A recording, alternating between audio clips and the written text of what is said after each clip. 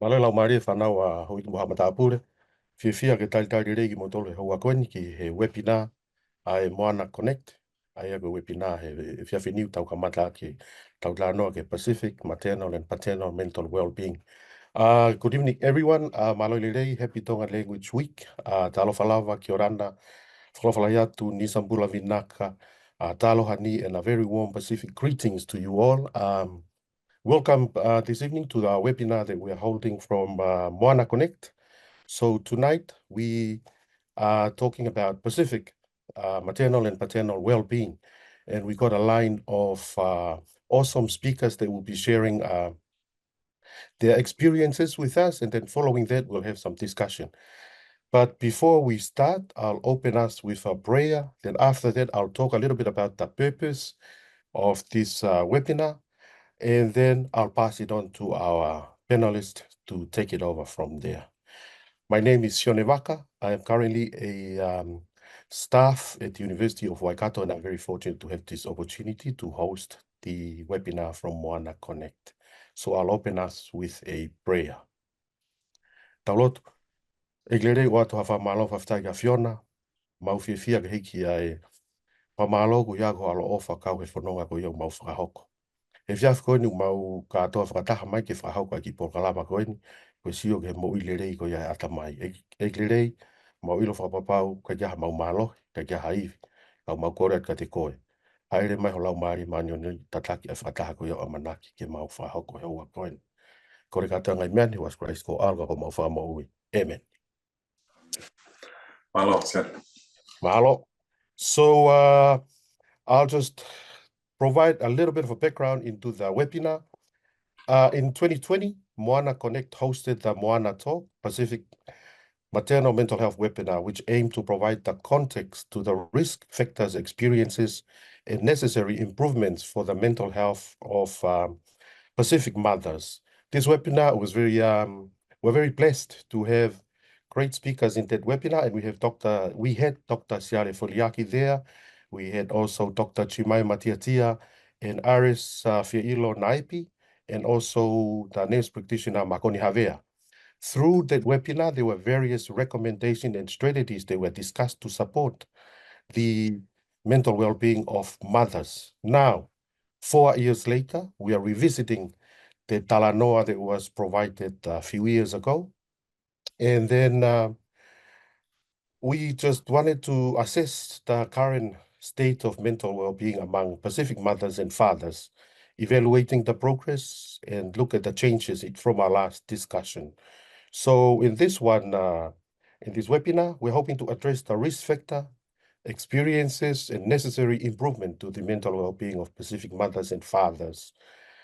Key areas of discussion for tonight will include understanding the role of cultures, family support in delivering care, examining cultural parent support structures for Pacific parents experiencing poor perinatal mental health as well. So that's a bit of a background and the purpose of tonight. We have 3 main objectives for our webinar this evening.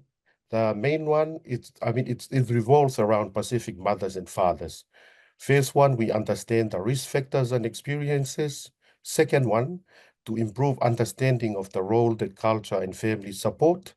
And then the last one is to improve our understanding of current support structures that we have. So those are the background and the purpose and the objective of the webinar tonight. So I don't really want to take much more of the time, because I'd like to give the opportunity to our awesome speakers that we have this evening. So this evening we have 5 awesome speakers with us, great people, great leaders in their own right. We have Dr. Siale Foliaki with us, who Siale is a dual qualified adult and child psychiatrist with Australian and New Zealand College of Psychiatry in both public and private practice. And Siale has been in the area for quite a very, very long time. He's one that's very passionate about Pacific mental health and has been influential in establishing Pacific Mental Health Services. Not only that, but Siale was quite influential in the study of the Te Rau Hitting Arrow, which provides some good statistics about our people as well. We also have Metua Daniela Atutolu, who's a Cook Island woman from Aitutaki, Mangaya, Tongareva, and Pamati. She's also married to a Niuean, and is a mother of 4 children, and she's got a very wealth of experience around the mental health services, and she now works collaboratively with the clinical team, marae-based services, midwifery, NGOs, community. Man, you're doing a lot there, Meatua, so we're very happy to have you here with us tonight. We also have we also have Dr. Seini Taufa, who is from Tuvalu and some Tokelauan ancestry, grew up in Kiribati, migrated to New Zealand in the 70s, and worked in mental health for 14 years, and completed her doctorate in Pacific Mental Health Epidemiology in 18. And she's currently doing business consultancy and things as well. And Iris from Niue, whose background is senior occupational therapy. Now he's also clinical director in the Te Whatuora Manukau. Got a whole lot of experience, Iris, and she is very, very a key person in terms of leadership around this space here, and it's great to have Iris with us as well. The other stuff that the other person, which is very important in this panel, is David Louis. David Louis has been in mental health for a very, very long time, and he's very influential in terms of leadership. He told me at the start of the webinar that there's a few doctors here, but he's one of the witch doctor which incorporate our indigenous ways of constructing mental health and well-being. And he manages, he was a team leader for Loto Fale Services, and then he went and did his own consultancy stuff, raising the Pacific flag and looking for cultural competency, cultural awareness, and all those stuff here. So David Louis there. So those are all our speakers, everyone, and they're here. So what I'm going to do, I'm just going to ask a question, and then I'll let them contribute to the question. And those of you online, feel free. If you have any question, flick your question, and it will bring to us, and then we'll respond to your question within the time frame that we're allocated to talk this evening. So we're hoping that we will finish before midnight New Zealand time tonight. Is that all right? So in reflection, I might start with you, Dr. Foliaki, since you were one of our panelists from the last webinar. In reflection of the last webinar, what changes have you observed, especially in the area of Pacific maternal and paternal mental health, in terms of integration with our community and staff here in New Zealand? Would you like to comment on that, Dr. Foliaki, please? Look, Te Rau Hitting Arrow, it's an old study now. So we published results of that in 2006. It's now 2024. So, you know, what can we say? Probably the comment that I would make would be, it is hard to say with any certainty that the mental well-being of the Pacific community has improved. Yep. And if maternal mental health is one indicator of how our community, the experience of women when they're giving birth is often a really complex time in their lives.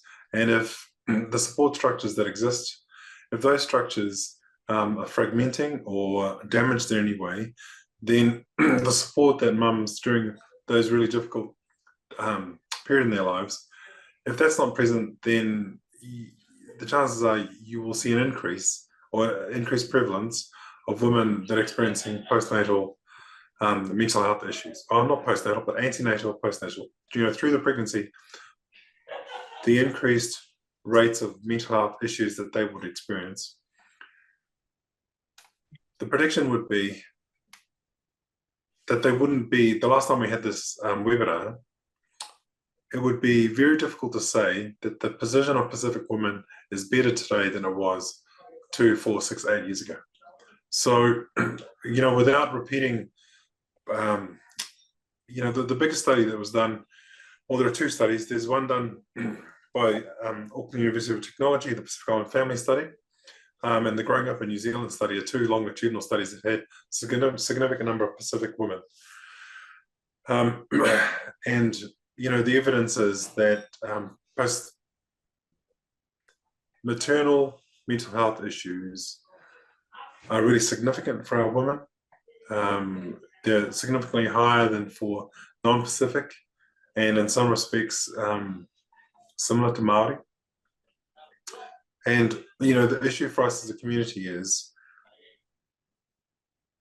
what support structures can we put in place that potentially could help them? The same question we asked when we did the last webinar, those questions are still really pertinent right now. So, you know, in conclusion, Tiana, because we've only got a really short period of time, and I want other speakers to be able to contribute, you know, my position is that the stress and pressure on individual mothers as they go through the process, the support structures, the Pacific cultural structures that supported the well-being of mothers, I think that's fragmenting.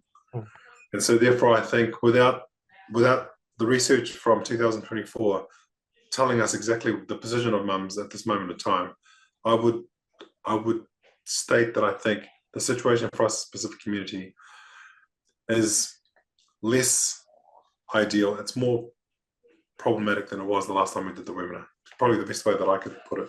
So thank you for allowing me to get the ball rolling. Malo Siale, thank you for that. It's a bit, yeah, I like, what do you think, David? Thank you for the opportunity. Perhaps just to provide a little bit of context, since I'm new to the panel, about the kind of lens or the perspective that I bring. I was born in Samoa in the 1950s, during a time where our traditional ways around raising families and children were pretty much still very much intact. It is not the case at the moment when I visit back in Samoa.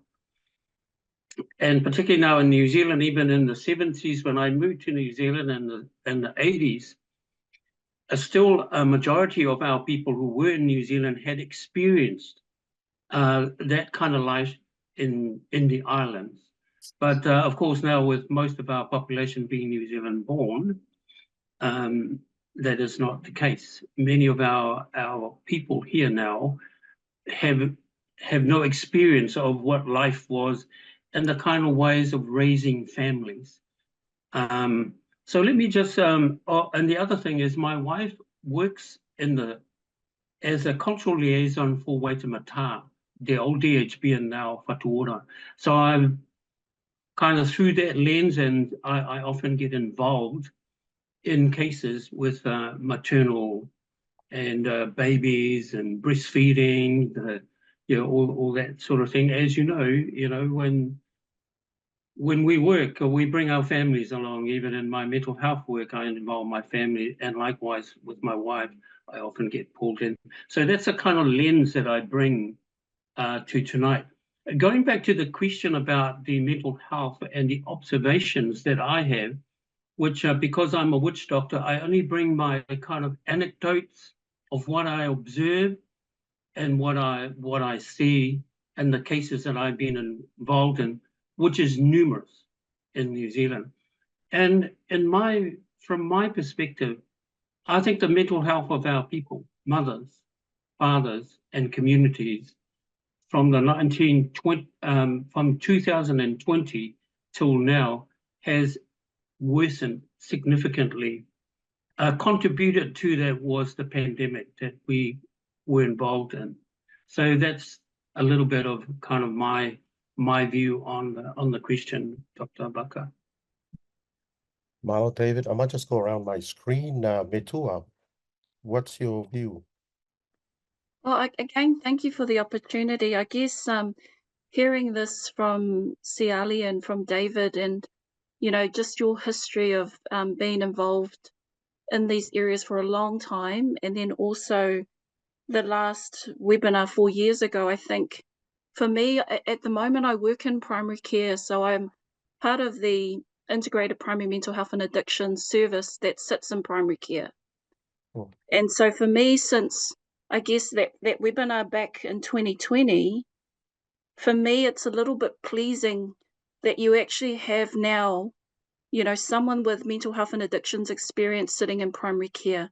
And I understand that not all general practices will have these roles sitting in there.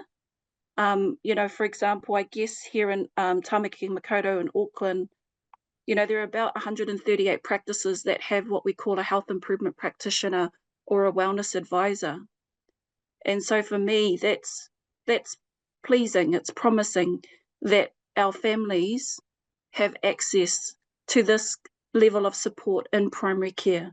As we know, primary care is a very busy place. GPs are busy, nurses are busy. And when we have these roles sitting in primary care, for me, at least there's an opportunity sitting in these spaces for our mamas and the fathers to be able to come and see someone early, because as we know, access early often will help, some of these issues escalate even further. So I'll bring it back to, primary care, because that's the space I sit in right now. I think one of the things that I've noticed recently is for our Pacific people to maintain being enrolled in primary care. We know that there's a lot of factors that influence what's happening, and so their enrollment either will lapse or expire. So for me, it's just reminding them to stay with a general practice provider, so that they have access to this level of support. Secondly, I think that this mental wellbeing support, so whichever the provider is that is sitting in the space in primary care, what does that mean? It means that it could hopefully become routine part of perinatal care. And that's the type of work that I'm involved in at the moment in the clinics that I support.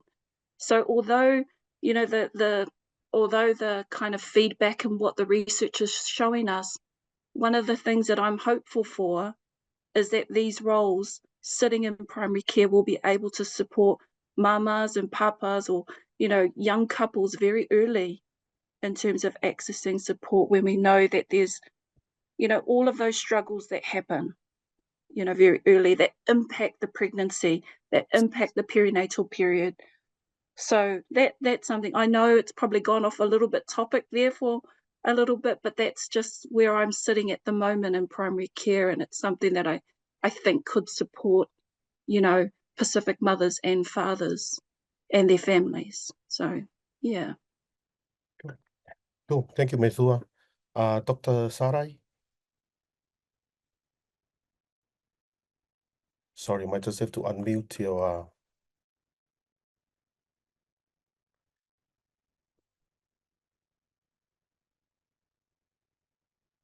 Sorry, Sarah. Oh, yeah, we can't hear you. I think you have to unmute your speaker. Yeah. Oh. Hello. Hello. Yes, I wasn't part of the first webinar, but I was just told to come there last week. So this is a new topic for me, but I'll try and contribute as much as I can. Yes, like David Louis, I came when I was quite young, and I came from Tuvalu. So I can have some cultural understanding of the island. From my own research, from my doctorate, I found out that homeland beliefs and experiences we had from the islands, they sort of contribute to New Zealand. And that strong family support systems we have in the island, for looking after children, anything to do with life in the islands, the support system is there, not just by families, but by community, the church, everything. So we come to New Zealand, which is a host nation for us. We are migrants coming to New Zealand, It's a totally different environment.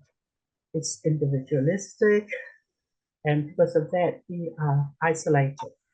And when we talk about the 70s, when I came, there was more communal because nearly every Pacific family are migrants. Now, we're talking about 2024, many of our children, many of our Pacific people, they're not migrants, they're New Zealand born. So because of that, we have to look at the differences. We are not migrants anymore.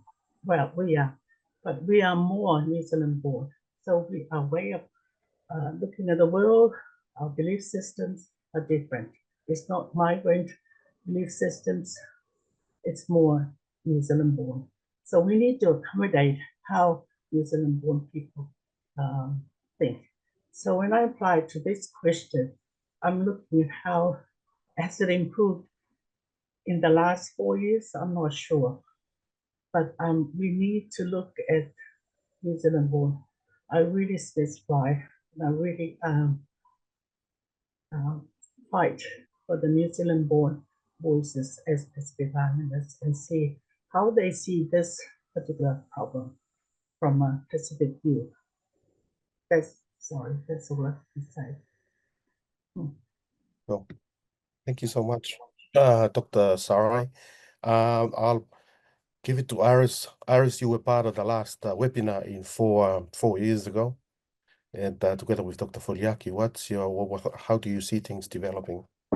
Thank you for the opportunity to be a part of the panel tonight. I'd just like to acknowledge everyone else's comments that have gone before me, and just being a part of the panel from 4 years ago. I think in terms of where I work, and I work in Te Whatuora Health New Zealand in Counties Manukau, one of the observations that I've had in discussion with our maternal mental health team is that, and I agree with what Dr. Foliaki was saying in terms of, I think it's gotten somewhat worse.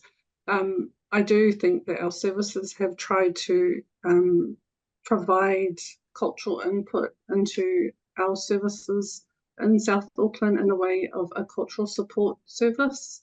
I think, I'm not quite sure if that's probably the way to go in terms of working with secondary services and having cultural supports coming into spaces like our mental health, maternal mental health services. But what I'd like to really see is a lot more Pacific in kind of the boutique type services that we have around our regional services as well, in terms of, like, we have maternal mental health. We don't have a lot of Pacific sitting in that team, or Pacific clinicians sitting in that team, to be able to provide a service that is culturally, I guess, aware and able to connect with some of our Pacific mothers.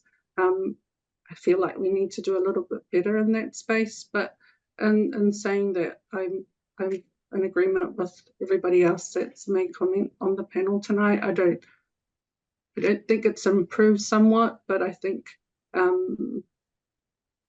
mental health is out there and people are talking about it, whether it's specifically maternal and paternal mental health, probably in different ways and in different forums, but I think social media has a lot to play with that kind of exposure to talking about mental health. Thank you. Oh, thank you, Iris. Thank you for that. It comes at a perfect time because we see Jacqueline putting up her name. There's a question from the crowd. I'll give it to Jacqueline for now. Okay, I've just got 2 questions here. The first question, are there any educational services or awareness working with subconscious programming and trauma, especially for our wahine? That's the first question. Oh, I'll open up to the panel. Anyone would like to respond or comment to this one? Any educational program out there for? It really is a huge gap. So, All right. If we look from what does the evidence tell us in terms of women seeking help, Pacific women are far less likely, if they're experiencing psychological distress during pregnancy, their rates of seeking help from primary care and secondary care is half that of non-Pacific women. So European women tend to be much more likely to seek help for mental health issues. And so if our women are far less likely to seek, then the question for us is, one of the possible explanations for that is we're not providing the type of psychological or family support that Pacific women want to engage with.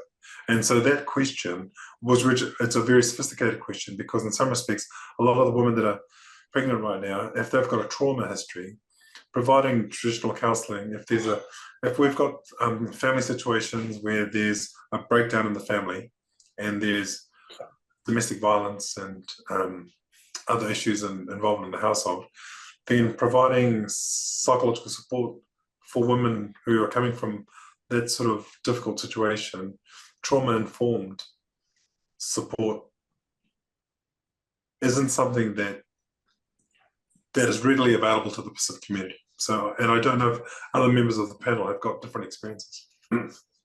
Cool. Thank you, Siale. I'd like to jump in here too, Sione, if that's okay. Go for it. I think some of the women that I have seen in primary care, often when they talk to me about experiences in their lives, a good number of them would say that they've been through traditional counselling before. And so they've found that sometimes that traditional counselling is not always helpful. If anything, sometimes it can be a bit more harmful for some of these women. And so it means that where do they go? Who holds the space for them to be able to share some of these past traumas in their lives and still continue on a pregnancy that hopefully will be a successful, beautiful pregnancy. And I agree that, with Siale, that some of the approaches for some of our Pacific women, may not necessarily be available in what health services are available at the moment. I can just speak with some of the women that I have engaged with. Some of them will reconnect back to their spirituality. Some of them may reconnect back to, traditional practices of possibly massage, and going to places where they feel that there is a space that can be held and trusted. And so it may mean for some of them, this is the place where they may, and let's be truthful, that may not answer all or fix a lifetime of trauma, but what it could do is potentially help that pregnancy, that it would be that the journey of the pregnancy will be a healthier journey. Maybe the relationship with the father would be better for them. But that's, those are areas, and because I am marae based, we have access to rongoa services, so some of our mamas can go and engage in those types of practices that they connect with spiritually and culturally. So I agree. Some of these services available don't necessarily meet the needs of our Pacific mamas and their family. Oh, thank you, Metua. Yeah, you have got another question, Jacqueline? Yes, sorry, I've just got one more. Do you see more collaboration with communities such as talanoa groups with Pacific fathers and Pacific mothers? I see David raising his hand. David? I think one of the real gap that we have is what is referred to earlier, the trauma, because there's already the most common issue with families that are expecting babies is financial. And on top of that, there are family dynamics, and sometimes there's violence. So already you've got a whole heap of issues. Now, if the mother also is suffering from trauma, that can become quite overwhelming. Unfortunately, there's not a lot of services that directly kind of address that. The other common issue with a lot of women coming through the system is the absent fathers. And there are explanations for that because of the financial issues. Many mothers, the father has to be working. So right up to the birth of some babies, the father has never attended any of the appointments with that baby.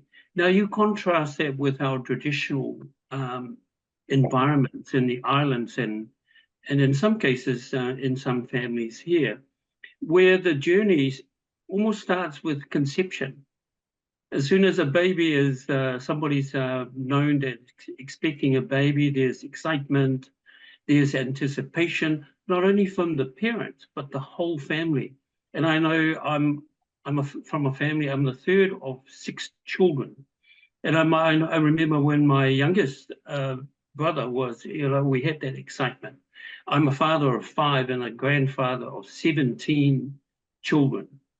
And so, that anticipation is, but for many families, it's a burden.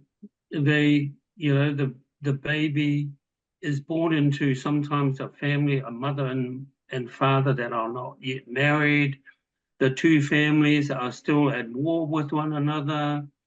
And so the poor mother is in a very difficult situation where instead of being anticipating and being a positive something to look forward to, it's become a real burden and of course in the mental health of the mother and the parents are affected. Thank you, David. Very, very comprehensive answer there. Great one. I will just move on to the next point of discussion. Maternal mental health provision review undertaken in 2021 by the Ministry of Health found that mothers who have strong family and whānau connections, reliable support are more likely to be far better in their pregnancy and will be better equipped to handle challenges of pregnancy and parenthood. So this is the evidence that they found in the review. I'm wondering, how can we best support our Pacific mothers and fathers? What are specific strategies or models of care have proven successful in strengthening family? I hear some have already been brought up, like our collective and communal community and some of those stuff as well. But I'm wondering if there's anything in specific in your own practice that you would like to share with us as well. I might just leave it open for the panel and hope someone can pick it up before I ask someone, if that's all right. I think the cultural competency is a big issue in the system. I know my wife works inside the system and her role is quite pivotal that connects the system with our communities. But there's a big issue with the system, or those of us who work in the system understanding our families and our communities. There are many times, our language are nuanced. And so there's so many meetings I go to, and there are assumptions and there are conclusions that have been reached by those who work within the system that are way off because they do not understand it. And so our families disengage because they feel judged and they feel that they've been misrepresented and they have, they're targeted as, sometimes they would put a red flag as in violence. And I'd go along and I'd visit the family and I see no evidence of it. It's just a nuance. They see things that with their own lens. So I think that's a big issue for the system going forward, is the cultural competency and the understanding our communities. But the other thing, I think there's also a real gap with fathers. I think we could have services and maybe support groups for fathers, including young fathers that need not only the knowledge, but also just feeling supported, because often they don't know how they fit in. And we have many families where babies are born into a family where the father is quite absent, and maybe not necessarily because they don't want to, but they feel they don't know what to do or feel supported in that role. So yeah, those are just some things I want to put in there. But I'll leave the time to other panel members who may want to make a comment. Cool. Marlo, David, any other contribution to the cultural competency that David has been talking about? Just a quick point, Sione. So when ministry looks at solo parent households, Pacific women, relationships break down at a very similar rate to Māori and non-Māori, but Pacific mothers don't tend to live in solo parent households. So only 12% of Pacific women, if they've had a child. So what it speaks to is that our family systems still absorb mums that have children. They don't kind of live on their own with their children.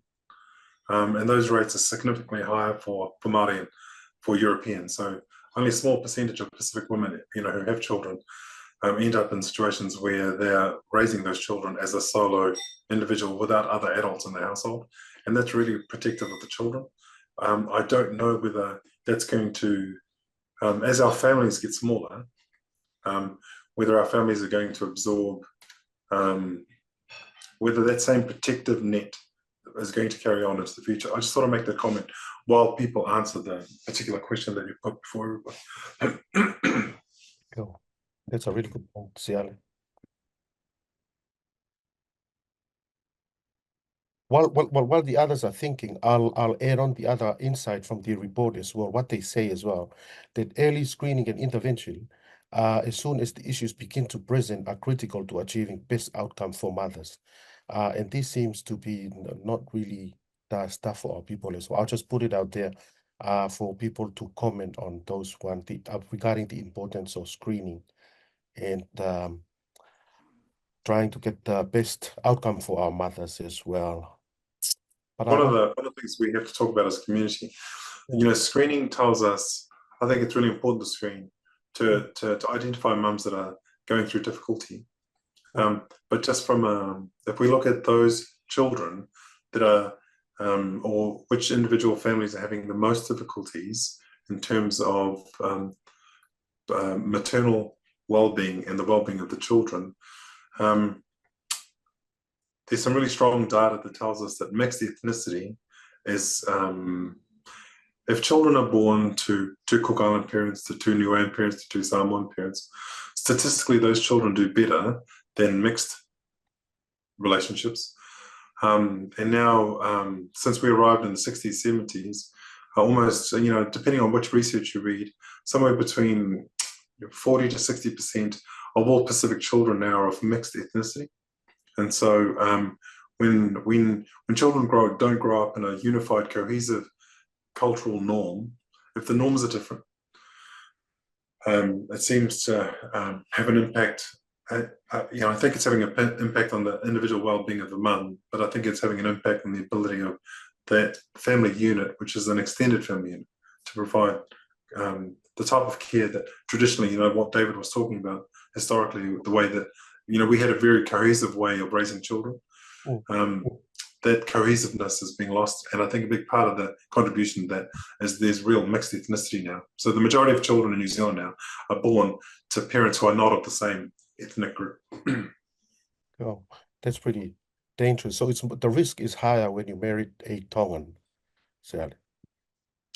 So yeah, that's true. If you're non-Tongan and you marry a Tongan, I think that's the worst scenario. Well, Pacific. Oh, Jacqueline, you got your hand? I just wanted to add on to that. Sorry, Siale, Sione. It was just around what I've noticed in pattern 2 is that if you add on to that the age of the parents, so not only the ethnicity is different, but the age of the parents seems to have an impact as well on how that perinatal period will, what it would look like as well. So just wanted to add that on. Oh, thank you, Mitsua. Jacqueline, you got a question for us from the crowd?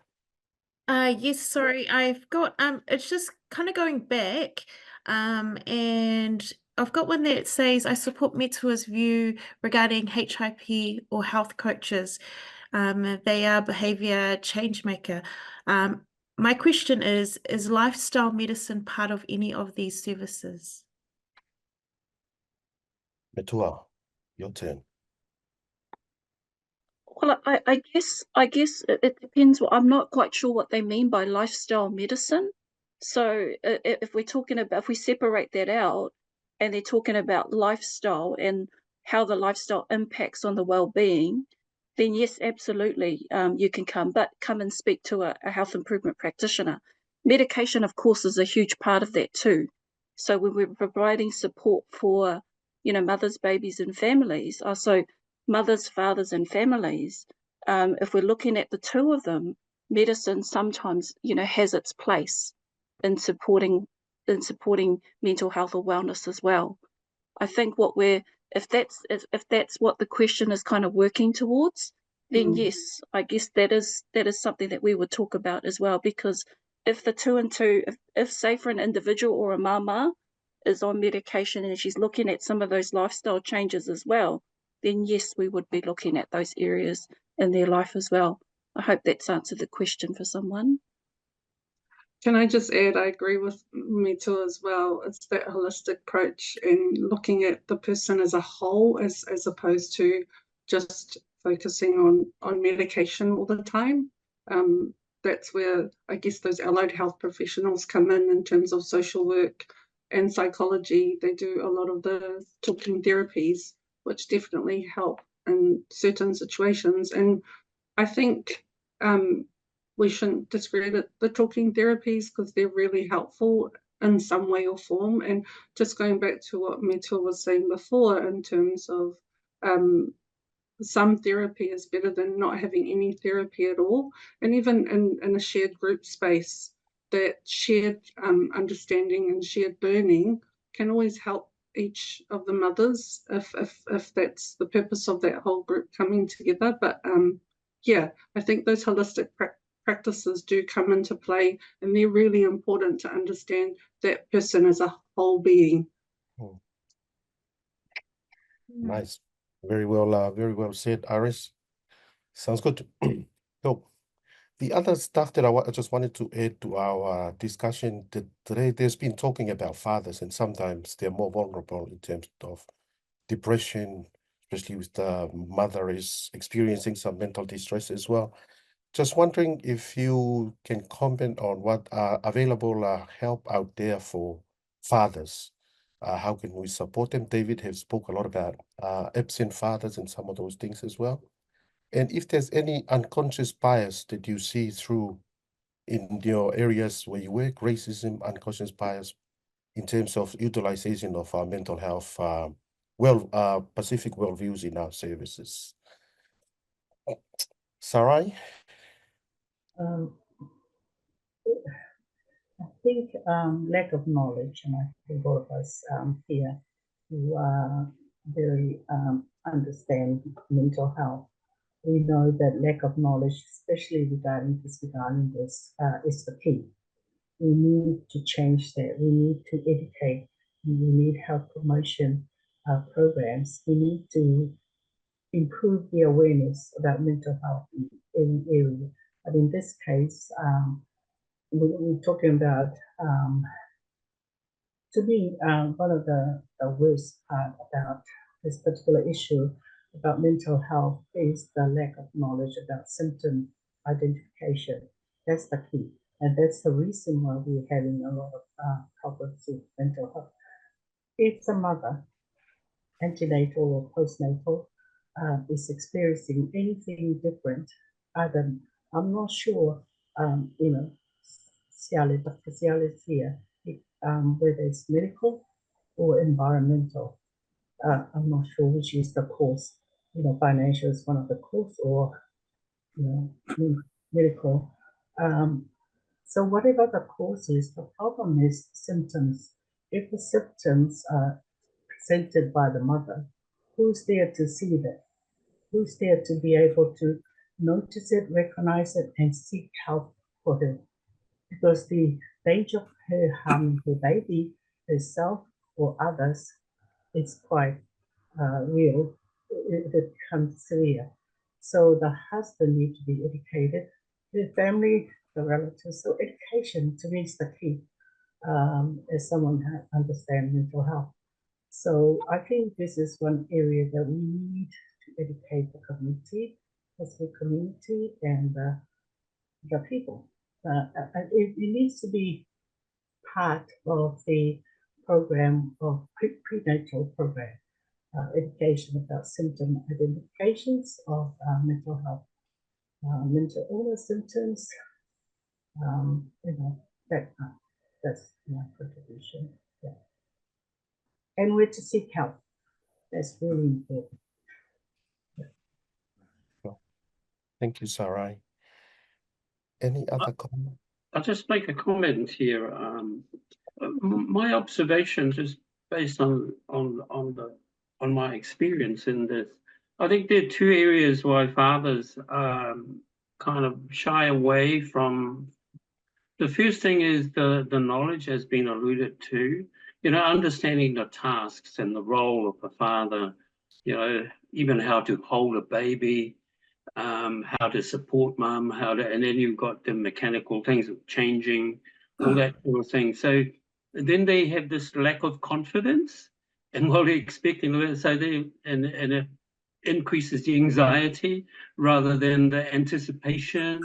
So I think there's a gap there which could be addressed maybe with groups, because often groups will have the mothers groups, but very little kind of fathers group that they can sit around in a safe space and be taught some of these things.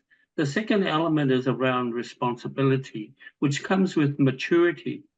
And obviously then younger fathers probably got to maybe less, but it's not really just about age. There are older people who are not quite mature to maybe take on those responsibilities.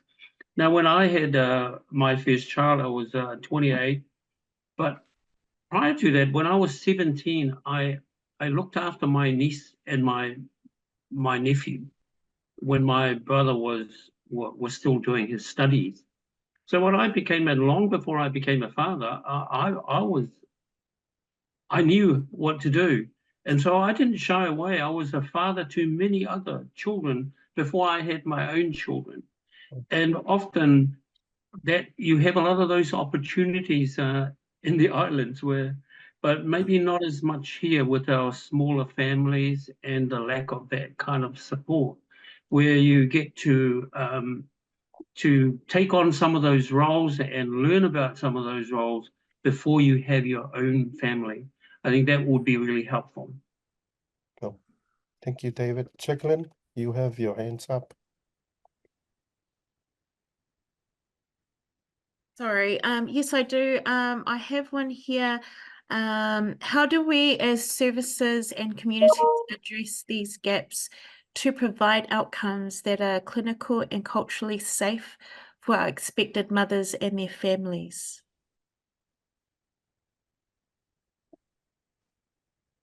The best way to look at complex problems is try to understand the root of the problem. So just, in under a minute, I had a conversation with my father just as I was entering medical school because he came and did his O&G training in New Zealand, returned to Tonga, set up the maternal part of the hospital, and there was a significant reduction in maternal and infant mortality, mainly as a result of being able to provide cesarean sections, right? But I asked him the question, I said, a small country like Tonga, they're not going to be able to afford, the country can't afford multiple O&G specialists, right?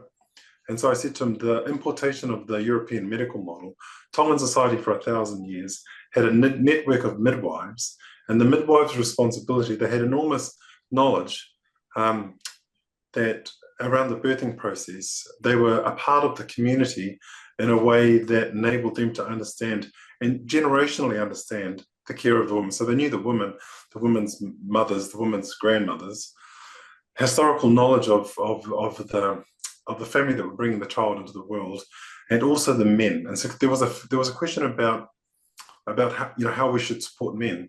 Our traditional model, the traditional to Polynesian, this is Polynesian, this is not Tongan. The traditional midwifery processes wasn't just around the birthing process.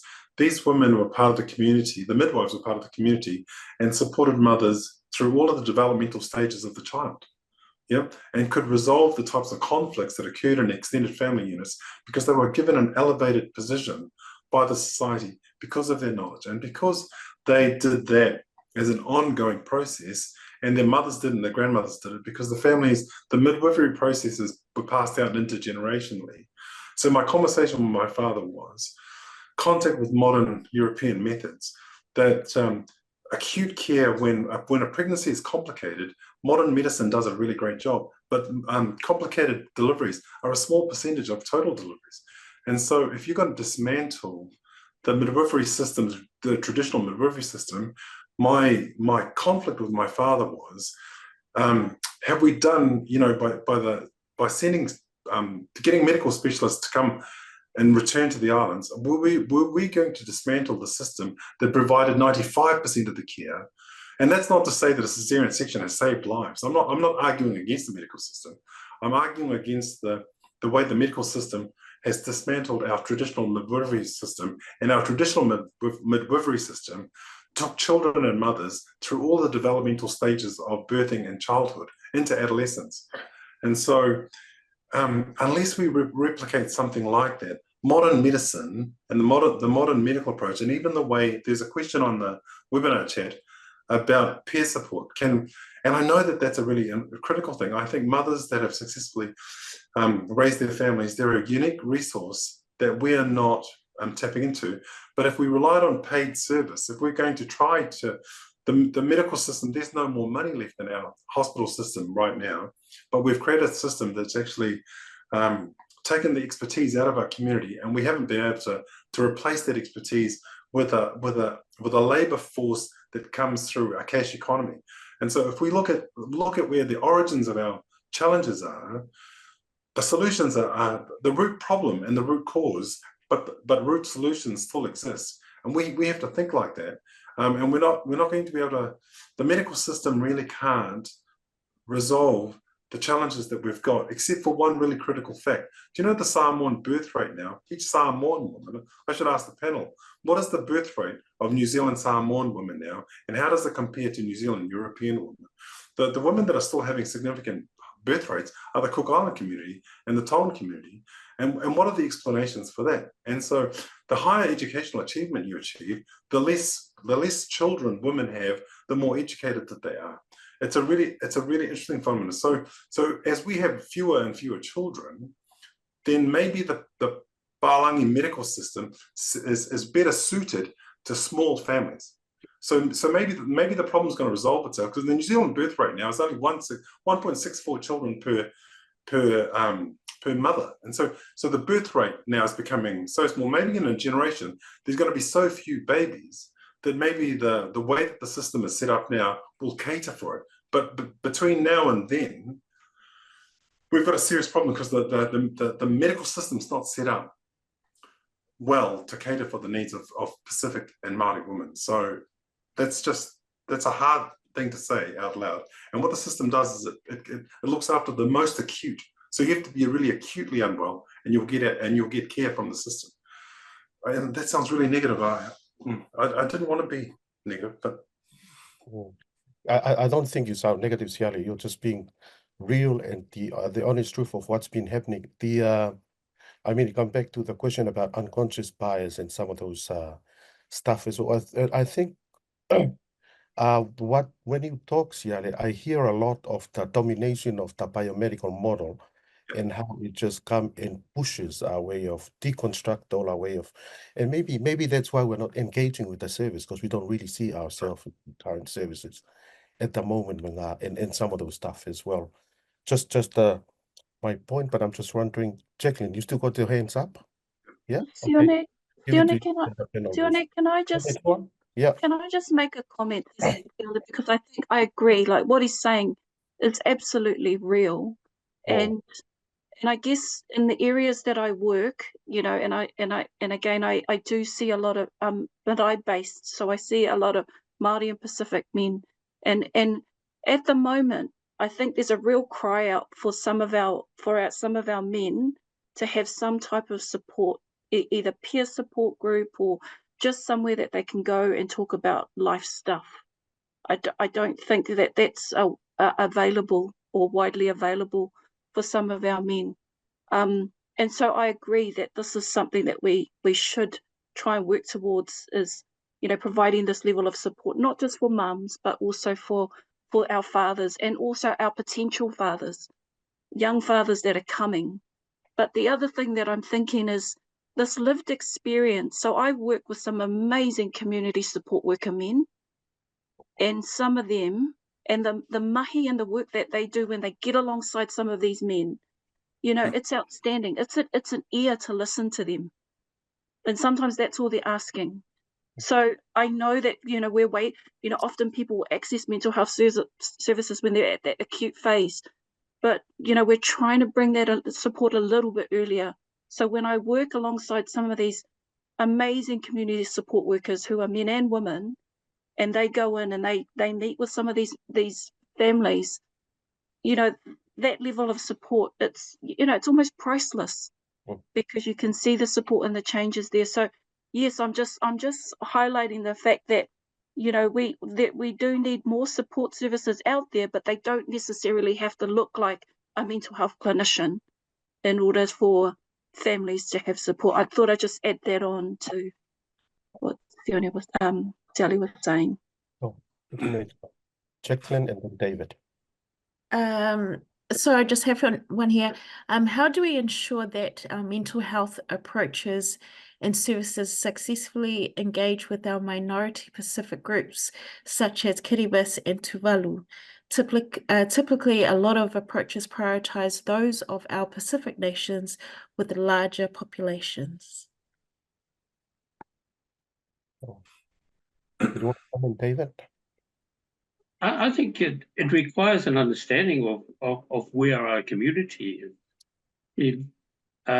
Like in those populations that you mentioned, like Tuvalu, many of them reside out here in West Auckland and other parts.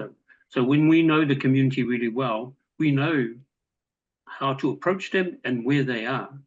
And a good example of that was the COVID-19 vaccination, where we were the last cap off the rank, and we were the first to get to 90% because of that very knowledge. And so it's really important, not only we need to know where they are, but how to engage with them so that they don't feel devalued. And touching on the point where Siale was, I totally agree. I think what the solution, you hit on it, you're not being negative, you're alluding to the solution of this.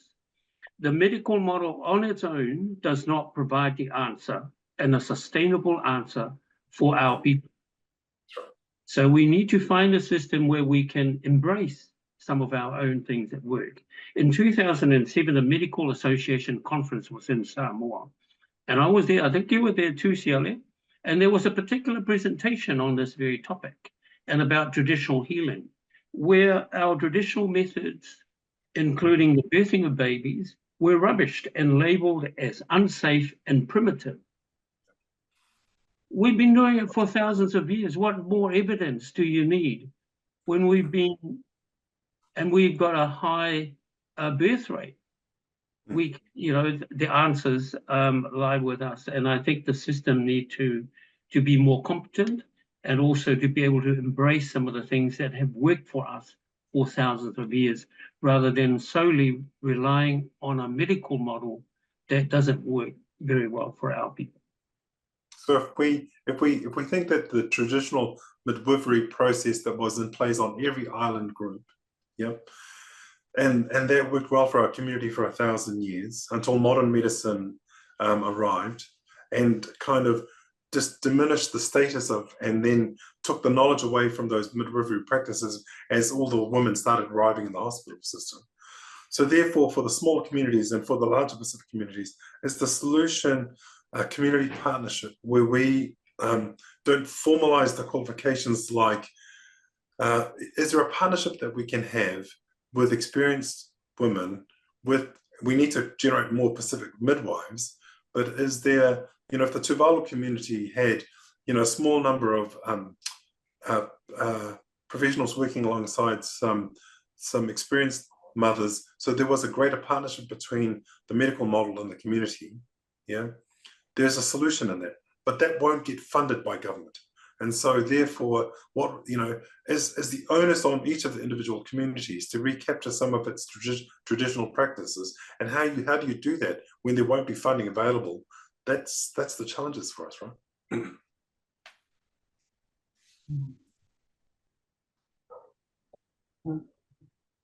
Can I say something here? Yes, Sarah.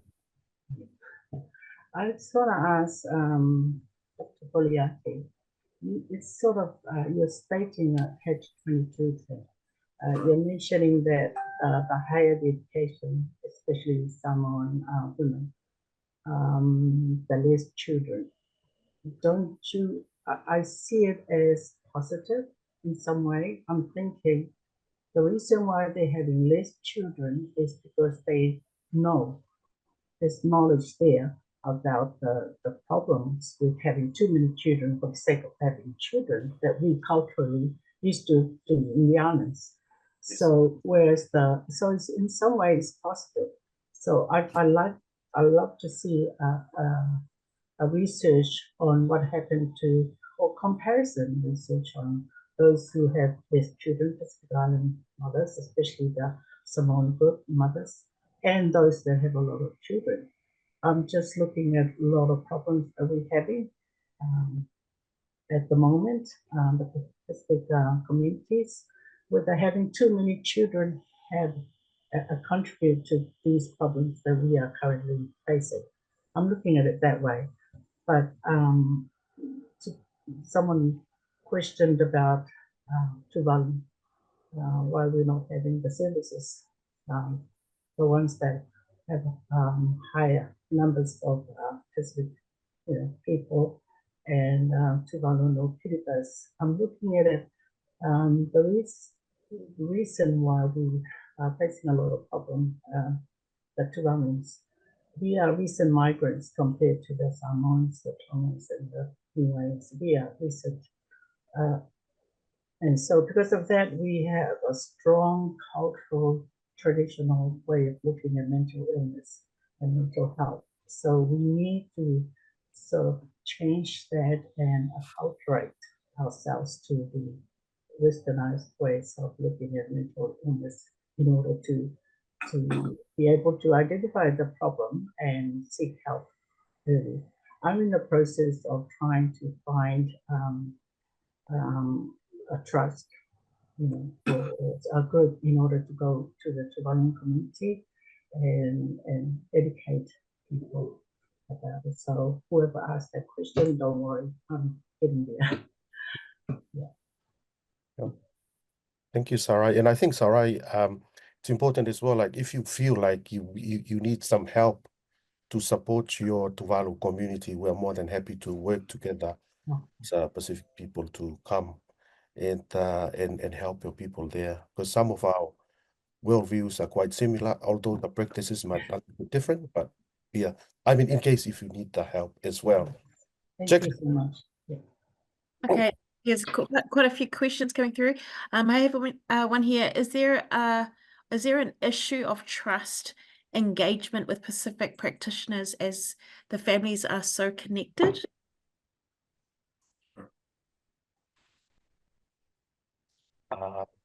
Panel, do you guys think there's an issue with trust there? I don't quite understand the question. Can you kind of read the question out? I hear trust or mistrust. Yeah, is there an issue of trust / engagement with Pacific practitioners as the families are so connected?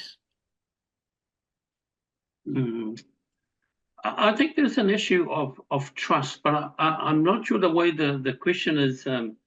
There's certainly and I think trust is one of the big issues for our people. Why they don't come forward, why they don't share a lot of the information, because the risk of being misrepresented or misinterpreted is quite high, and their experience have not been positive, and so those are big barriers. Having some of our practitioners work in the system or in the hospitals, or it can be a good thing for many of our people, but sometimes they can also be problematic for our own people. So I think it's improving that trust. I'd go back to the points that we made earlier. I think the improving in the cultural competency, because it's always blaming the patient, blaming our people if they don't engage, but rather than kind of looking in the mirror and saying, what can we do to actually improve the way that we engage? It's always our fault because we don't turn up to appointments, we don't engage. When that is not a fact. The problem is that we're trying to, the system is not competent enough, and our people don't feel confident enough that they will be trusted and that their opinions will be, and sometimes being open with the system has increased the risk of losing the custody of their children or worse. Yeah, I agree with David. It goes back to the implicit bias that Dr. Sione Taufa talked about, where people, I guess, don't really do that self-reflective practice very well, and then I guess the understandings between our Pacific families and clinicians coming into like our Pacific family homes, like are they coming through on a values-based approach in terms of the respect and the humility, or are they coming from I'm just doing my job kind of perspective? I'm going to take my shoes off at the front door because that's what we do as Pacific. So I think the cultural competence really needs to improve within our health services, especially with our non-Pacific counterparts or our colleagues. And I think that's the part that we play in as Pacific health practitioners, is to educate them in those spaces and role model what might be good behaviours in terms of working with our Pacific families, because they won't know how to work with our Pacific families unless they, I guess, are working alongside someone who can engage with our Pacific in an appropriate way and in a way that is teaching them or role modelling. They won't get the whole gist of how we are because there's that Pacific humour that goes on. But I think if you teach them proper ways of engagement, that's probably the best way forward, to be honest with you. Thank you, Aris. I wonder as well if it's trust or the fear of the system. With how mental health and it's still heavily stigmatized and discriminated in our people, and we still haven't really been able to unpack the idea about every time we talk mental health, mental well-being, people think mental illness and stigmatize it quite a lot. So I'm not sure if that part of the equation as well. And sorry, just going back to your screening tool question as well, Sione, in terms of the screening tool, I think that's something that should be in place, but I kind of wonder, like, if the results of that screening tool is going to be a part of someone's clinical practice, they actually need to know what to do next with the information in terms of that screening tool as well, because I think that's an important part, is the next step is what happens next. And sometimes, like you said, the stigma of Pacific with mental health is still prevalent within our communities. Yeah. Sounds good. Jacqueline? What policy changes do you believe are necessary to improve perinatal mental health outcomes for Pacific parents in New Zealand? Policy. Who's our policy people here? I'm nervous about the capacity of statutory organisations to really address our problems. I'm really nervous. One of the things that gives me hope is if you think about the actual numbers of each of the individual communities, the Samoan community is large, right? and it's multi-generational now because it's been here since the 1950s. But you know, the Samoan community has got really good community structures. It's still relatively cohesive, and so they're the biggest community. But if you look, you know, if I spoke with the Tongan community, there's only 80,000 Tongans. Do you mean it's that's not a large number? And the research says that the overwhelming majority, 70% of those, the families that will have children this calendar year are still relatively cohesive. There's a 30% number of, and so the actual number of Tongan women giving birth in this calendar year is relatively, for a community, it doesn't feel impossible to know who those women are and to provide good quality community support alongside the biomedical model to those women. So what gives me hope is the actual numbers are not large apart from the Samoan community. And so, you know, the Tuvalu Tukalauan communities, I'm looking at the chat, and some of the chat are saying that it's okay for the bigger island groups because they seem to get the resources and seem to be able to provide. My argument is actually the opposite is true. I think it's probably hardest for the Samoan community with their larger numbers to be able to have an intimate contact with the Samoan women of their community that are giving birth this year. So the smaller the community, my argument would be that a cohesive community should be able to provide, or should be, you know, have sufficient networking to be aware of who those mums are, and with the support of Crown agencies, it has to be a partnership between the community and the Crown. And you know, when I think about the setup of the Tongan Health Society, we talked about trust. The Tongan Health Society, we looked after a large percentage of the Tongan community in the early 2000s here in Auckland, but it was a really big demographic. 40 plus Tongans would come and see us. Yeah, what was really missing, well, and then they would bring their children. What was missing is the adolescent and the 20 and the 30-year-old Tongans. They wouldn't use our service, and so there was a distinct disconnect between and whether it was trust, David, I don't know if it's trust, but they weren't using us, and so there was something about intimacy within a Pacific community. I think there was a group of Tongans that didn't want their health information and records known to other Tongans because there was a slightly New Zealand attitude towards privacy and confidentiality that Tongans who are 40, 50, and 60 didn't have. So the society was seeing the children that the adults were bringing, but that big gap, and I think that's widening now. I think even within Pacific Services, I think Pacific youth are adverse to going to seeing Pacific Services. I think that Pacific youth want to go. They want the anonymity of mainstream services, but the mainstream services don't have a deep, like Dave was saying, cultural competency. So they're not going to get the same quality of care, but they'll get their privacy.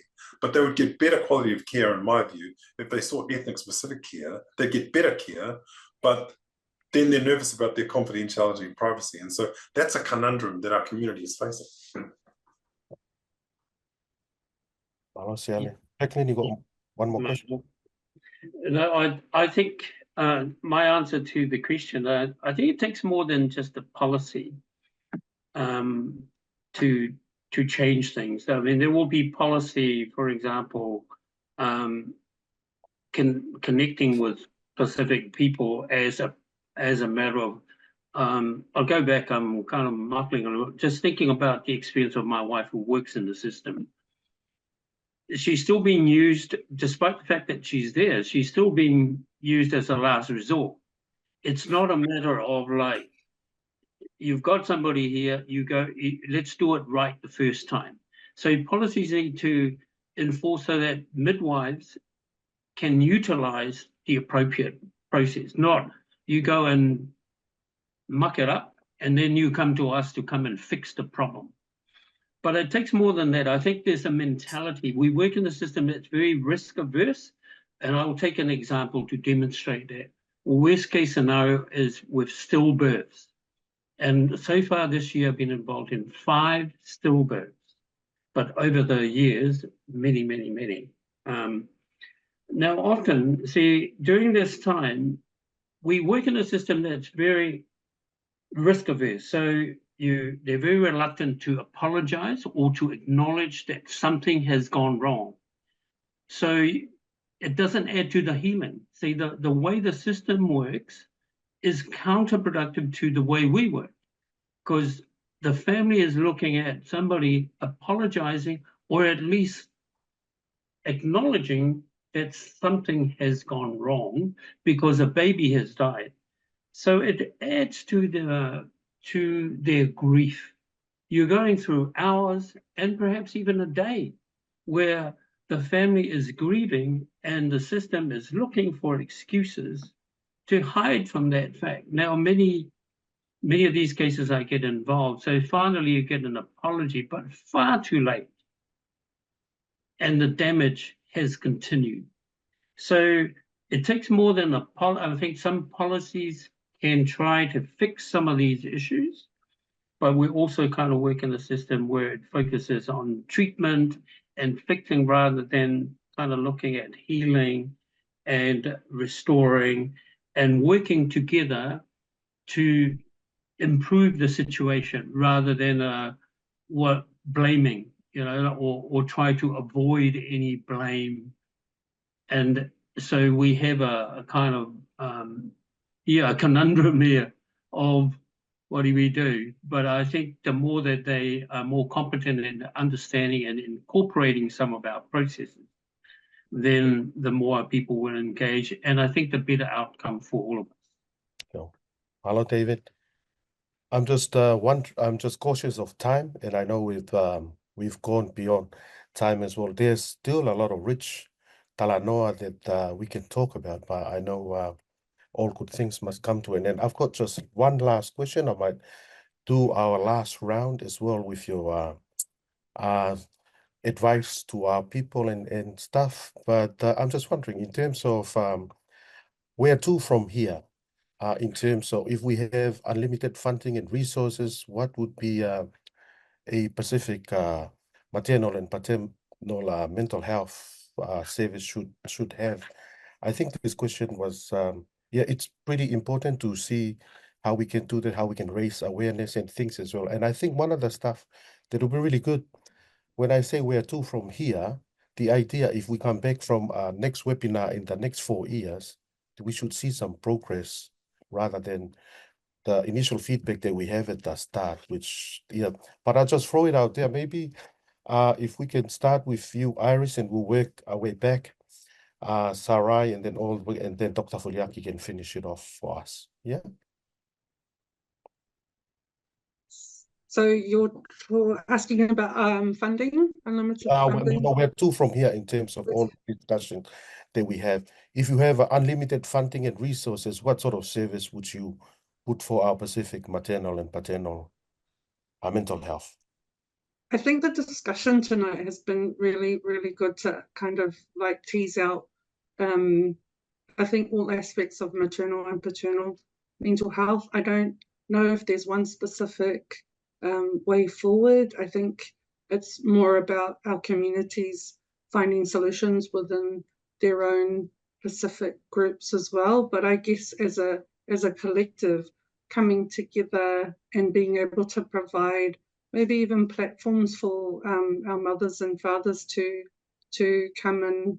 And when I say platform, like in terms of a social media platform for people to be able to connect and share those stories. I think listening tonight in terms of like hearing about peer support, I know we've just started peer support in our maternal mental health service, and she's, I guess, wanting support from other peer support who are working in the same maternal mental health service. So there is a big gap in terms of those who have lived experience and want to share it and help others.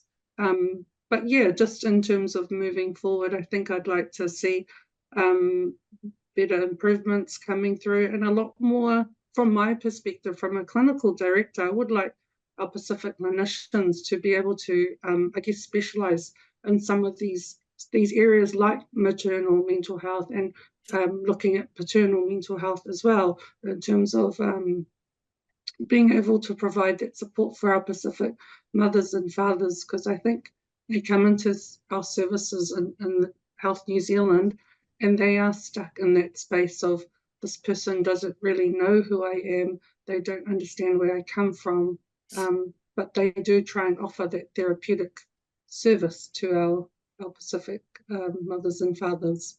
But yeah, don't have a lot to add, but that's me. Oh, thank you, Iris. Dr. Sarai? So I brought it up before that improving our awareness of mental health issues, and I'm just thinking, you know, there are volunteers there. We don't need funding. This is crucial. We're talking about a lot of, you know, the negative statistics about Pacific Island mental health issues like, you know, suicide, especially in high school. I've got a daughter. I don't know mention this, but anyway, high school, nearly, I know about 4 high schools that experience this.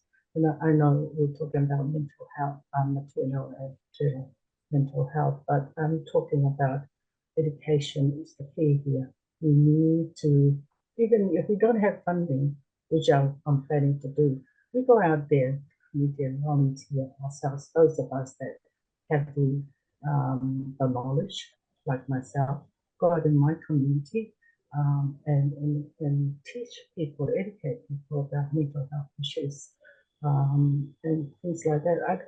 I think that's the only way, that's the only thing we can do because of lack of funding at the moment, just at the moment, and just volunteer ourselves and go out there and help. And I really, I'm hoping that in the antenatal classes, even postnatal classes, we need to include these mental health education, you know, especially how to identify symptoms of mental illness or, you know, condition, especially depression, postnatal depression and things like that. It needs to be there, especially Pacific Island mothers and anything fathers. Yeah. Oh, Malo Sarai, I'll pass it on to Metua. Thank you for the opportunity, everybody. I guess I'll come back to just the space that I'm sitting in at the moment, and that's in primary care.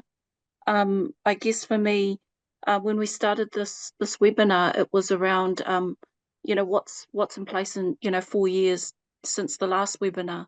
And I guess I'm just gonna highlight again that we have integrated primary mental health roles that sit in primary care.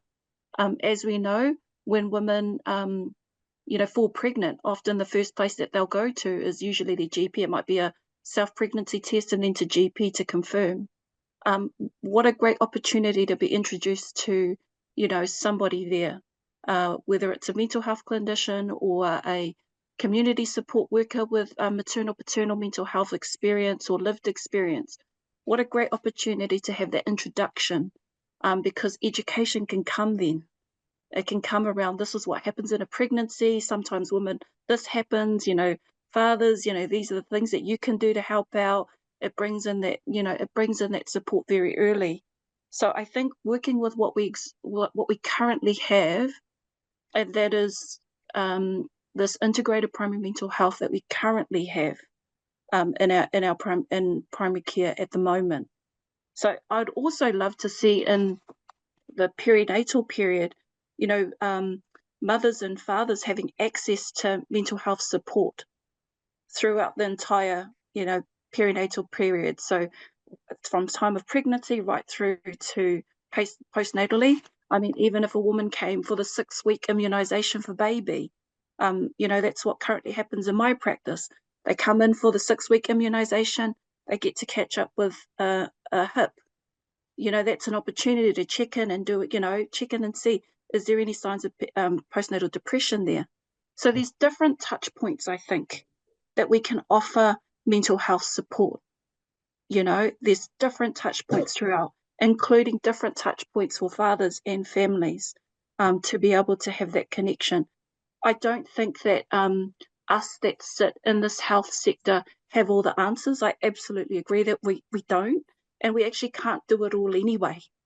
And so this is where our connections back into our community groups, knowing who they are is really important. Who are those community groups? who are the non-government organisations, who are the charities that are in our communities, because again, they can support our mothers and fathers and, you know, families as well. I just think that if I was to fast forward, I would hope that these things would be in place for some of our Pacific mothers and fathers, say in 4 years' time. We can always talk about money, but at the moment we have to use with what we have right now. And so, yeah, that's just my little bit of add-on. And lastly, incorporating those cultural practices, I think, are really important. So if you have some of those leaders or people with that lived experience or knowledge, linking them in where we can, because again, some of those practices can be really, really beneficial to mothers and fathers as well. So yeah, those are my thoughts. Thanks, Yone. Malome tua. David?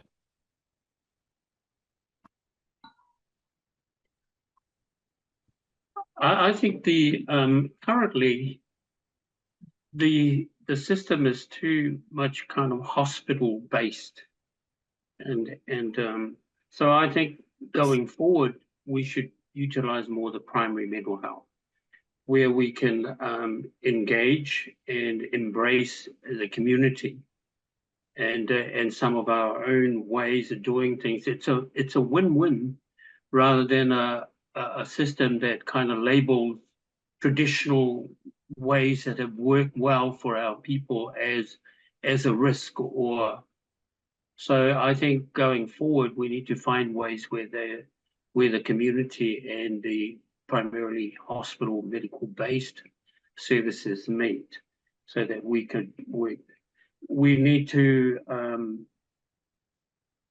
find ways of transferring information. Information is power, and sometimes the issue is that our community are not informed enough of what is available and how. So initiatives like having the liaison workers that work between the hospital-based services and the community is an excellent idea that has worked. It works very well out here where we live, that can help our mothers, expectant mothers and community to navigate through how to find a midwife early.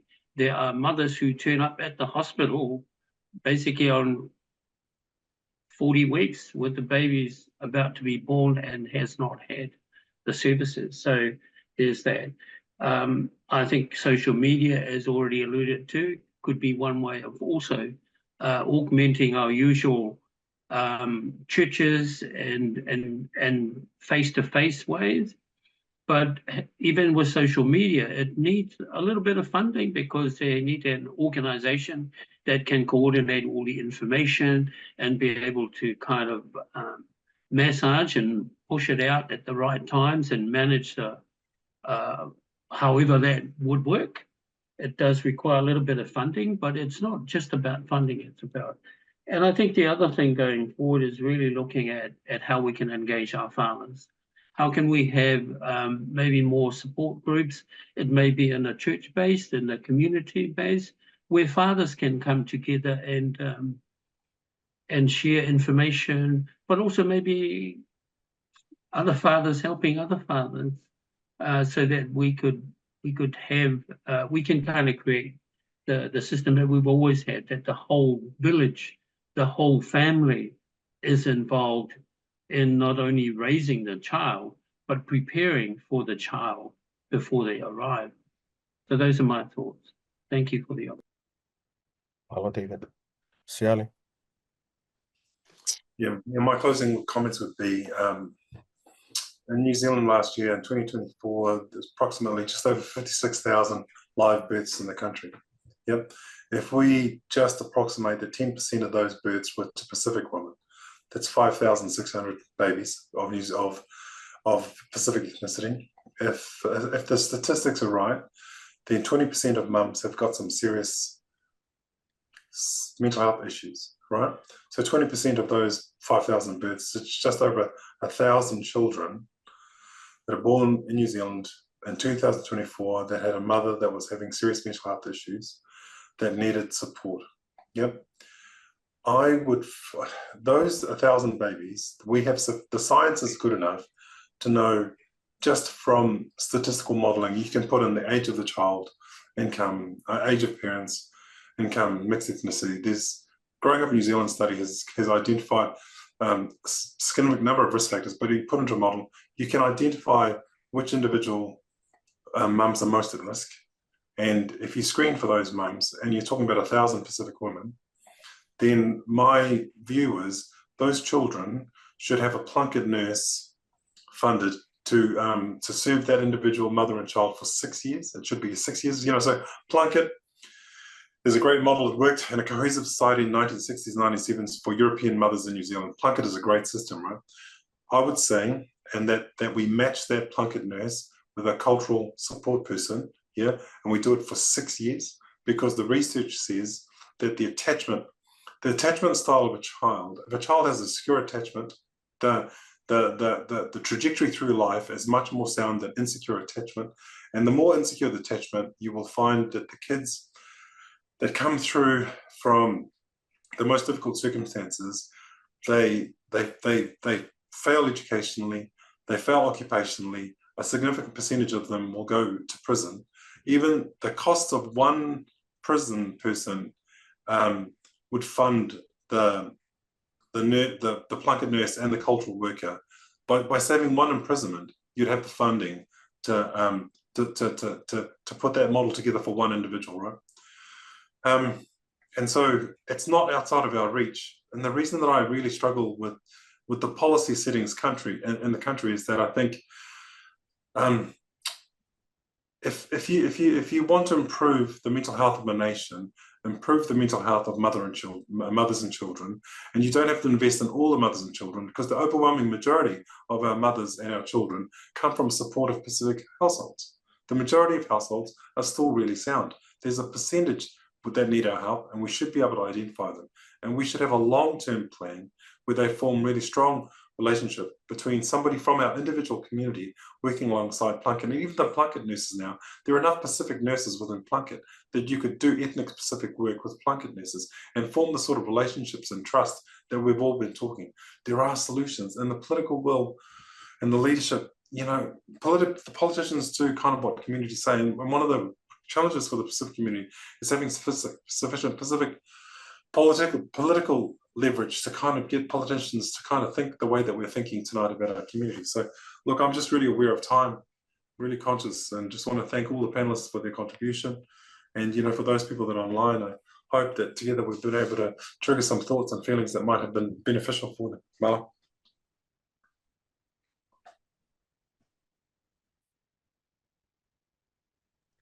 Thank you, Dr. Foliaki, and thank you everyone for taking the time to contribute. That brings us to the end of our talanoa and our discussion. The stuff that says on the program is for me to do a bit of a summary about what you guys have all said.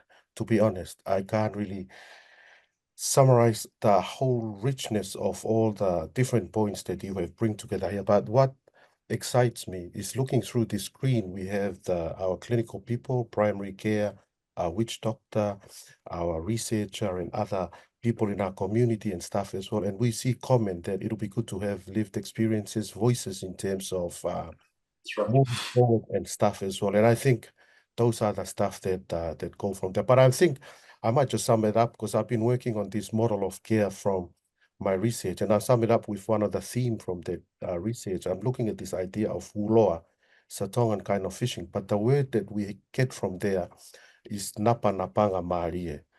Napa napanga maalie means it's people, it's a communal fishing, but everybody, they come together, they hold their coconut leaves together, women, men, young children, everybody in the village, they hold their stuff together, and they all move together to a collection point.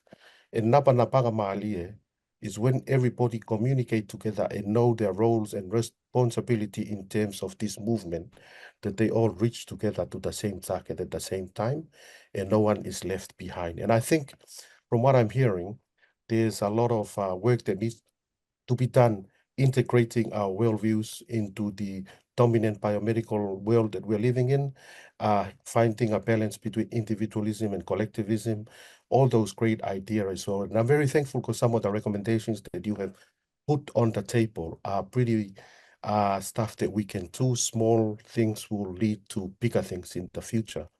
So with that, I say malo aupito. Thank you for your contribution and stuff as well. And if Moana Connect call and invite you guys again in the future, please come back because your voices are very, very much needed to have this talanoa. Malo aupito. We will, as we start off with Alotu, we'll finish off with Alotu. And David, is it all right if I give it to you to close our evening with our lotu? Malo.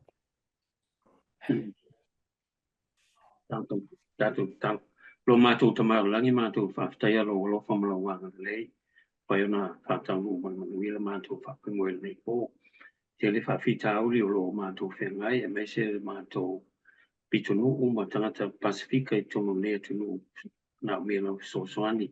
As we conclude our panel discussion this evening, we express gratitude for the opportunity to bring together our collective knowledge and share with the hope that will provide some solutions and some refuge for our people.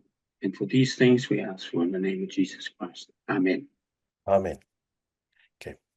Thank you, everyone. Hello, panel. Mahalo.